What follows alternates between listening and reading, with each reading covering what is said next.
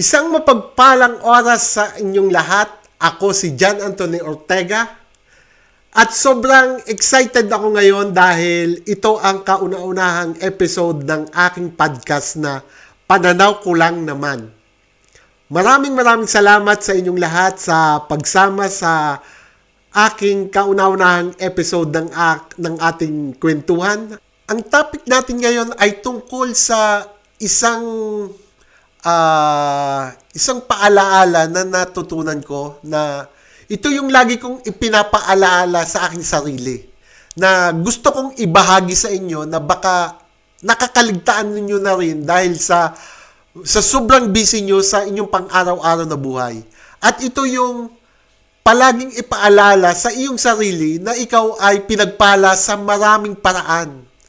Kaya huwag mong kalimutang laging magpasalamat sa ating Panginoong Diyos. Huwag mong iisipin na nile-lecturean kita ha, o huwag mong iisipin na nagmamarunong ako sa'yo. Gusto ko lang namang makipagkwentuhan sa'yo. Gusto kong mag-share sa'yo ng mga kaunti ko lang namang natututunan at mga kaunti kong ginagamit para mas pagandahin pa ang aking buhay. Ang gusto ko ay i-share to sa iyo at kung may matututunan ka, masaya ako na mapapaganda mo pa ang buhay mo. Kasi aminin natin sa panahon ngayon, ang daling ma-stress. Ang daling makita yung mga bagay na wala sa atin. Pag-scroll mo pa lang sa social media, makikita mo yung kakilala mo na may bagong sasakyan, o may bagong bahay, o nag-travel. 'Di ba? Parang pagka nakita natin yon sa social media, nag-scroll tayo, ang daming distraction kagad na pumapasok sa isip natin. At nakakalimutan nating tingnan kung anong meron tayo. Nakakalimutan nating tingnan na ang ating Panginoon ay may ibinigay sa ating talento, may ibinigay sa ating blessing, may ibinigay sa yung skills, may ibinigay sa yung idea. Pero hindi natin yun napapansin dahil mas binibigyan natin ng attention kung ano yung meron yung iba. At yun nga yung na-realize ko, mga kaibigan, na kapag doon lagi tayo nakatingin sa kung anong kulang, hindi natin mapapansin yung mga biyayang hawak na natin. Parang yung simpleng paggising mo ngayong umaga na walang sakit na nararamdaman o yung may pamilya kang nakakausap. Kasi minsan, dahil normal na yun sa atin, dahil normal na paggigising tayo, nandyan sila, normal na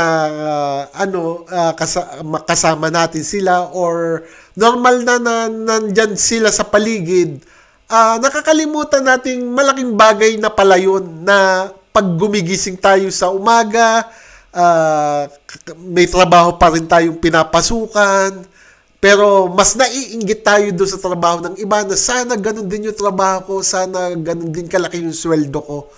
Pero hindi natin napapansin na unti-unti pala na nasusolve natin ang mga problema natin kahit yun lang ang meron tayo.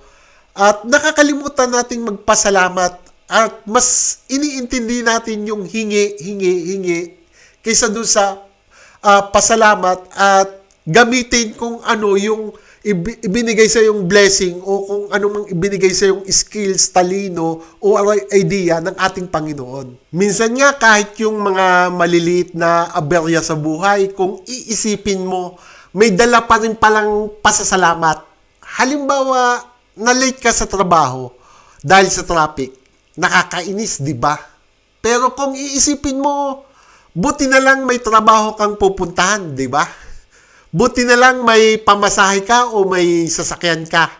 Pero ang mas nauuna laging iniisip natin or ang mas nauuna sa atin ay yung inis, yung na-stress agad tayo. Hindi natin tinitingnan ano bang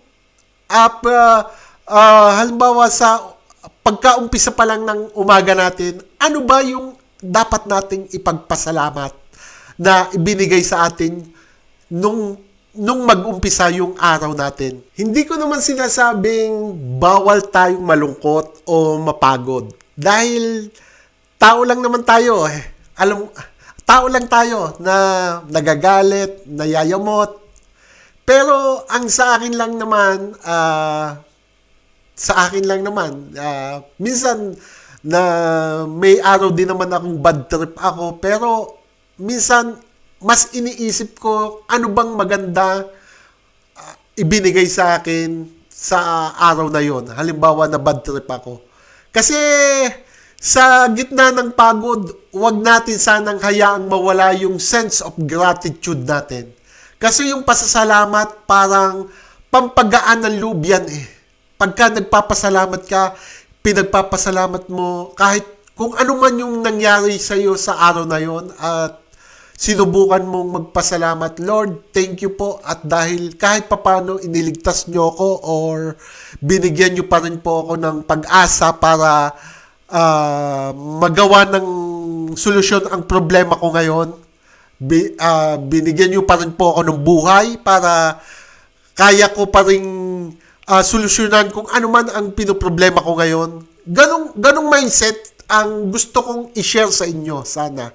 Na kapag meron tayong pinagdadaanan or alam ko mahirap pagka may araw na dumadating na mabigat or nagkakaroon tayo ng problema, alam ko napakahirap magdesisyon, napakahirap, nakakatakot, pero oras na ang inuna mo ay yung gratitude, inuna mo yung pagpapasalamat kung anumang ibibigay ni Lord na idea, solusyon, or skills sa'yo para masolusyonan mo kung ano man yung pinagdadaanan mo, unti-unti matututuhan mong gumaan yung loob. Unti-unti mararamdaman mong kahit napakabigat ng araw na yun sa'yo, na magiging itong productive sa'yo. Kaya maganda nating ugaliin na kahit sa isip lang natin bago tayo matulog, isipin natin yung magagandang nangyari sa araw natin o sa araw mo. Isipin mo, sa halip na ang iisipin mo ay, nagkamali ako sa trabaho. Mas isipin mo kung paano mo gagalingan bukas. Or isipin mo, or sa halip na sisihin mo yung sarili mo at ma-down ka ng ma-down, mag-pray ka, hilingin mo na, Lord, bigyan niyo po ako ng sapat na talino at idea. Kasi, madalas kasi ang hinihiling natin, yung instant agad. Hindi naman agad yun yung ibinibigay ni Lord sa atin.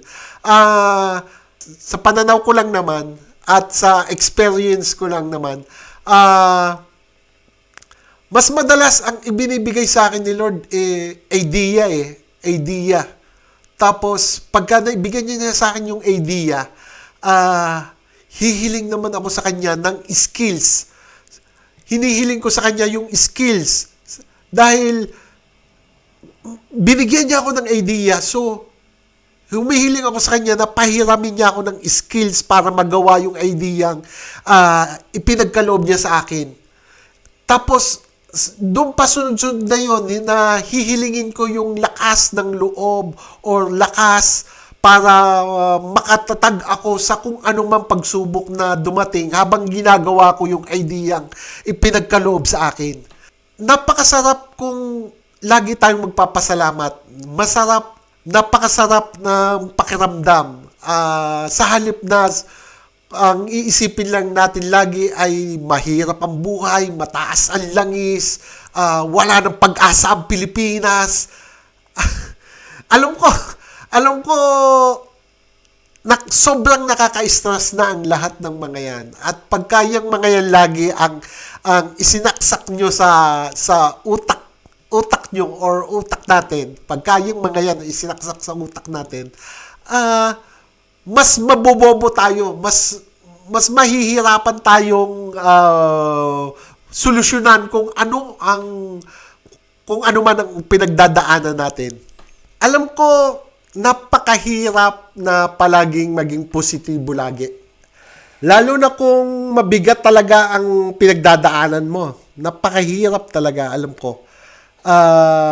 Pero siguro ang kailangan lang natin ay yung paalala na hindi tayo pinababayaan ng ating Panginoong Diyos Ama kasama ng Panginoong Jesucristo. Alam nyo guys, pag ako minsan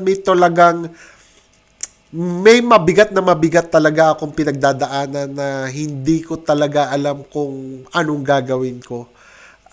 Isa sa mga dinadasal ko ang Salmo 91. Nakuha ko siya sa El Shaddai, yes, pero doon ko siya natutunan sa El Shaddai, pero pagdaan ng maraming panahon, sa pag-research ko talaga dito sa verse na ito ng Biblia, ang Salmo 91, mas lumalim yung pananampalataya ko habang dinadasal ko to ng dinadasal. At mas nagtitiwala na kahit gaano pa man ang pinagdadaanan ko, malalampasan ko yun, or kahit mahirapan man ako or may pagdaanan pa man akong mahirap, parang alam kong kayang-kaya ko dahil laging may sinusugo ang ating Panginoong Diyos para gabayan tayo, para bigyan tayo ng idea lagi, para bigyan tayo ng lakas lagi, para bigyan tayo ng skills lagi. Ang problema lang minsan, kadalasan kasi dahil sa sobrang dami na ng distraction dito sa mundo, hindi na natin napapansin lahat yun. At iba na yung nabibigyan natin ng importansya. Na sa kabila ng lahat, pinagpala pa rin tayo sa maraming paraan. At yung pasasalamat, yun yung paraan natin para sabing salamat sa buhay. Salamat sa pagkakataon. At salamat sa bawat bagong araw na may pag-asa na gawin uli nating tama kung ano man yung nagawa nating mali, or lagpasan kung ano man yung ating pinagdadaanan. So guys, kwentuhan lang naman ito, di ba? Ito naman pananaw ko lang naman. Pero sana habang nakikinig kayo, mapaisip din kayo. Ano ba yung mga bagay na meron ako ngayon na dapat kong ipagpasalamat? Ano ba yung mga bagay na meron kayo ngayon na dapat nyong ipagpasalamat?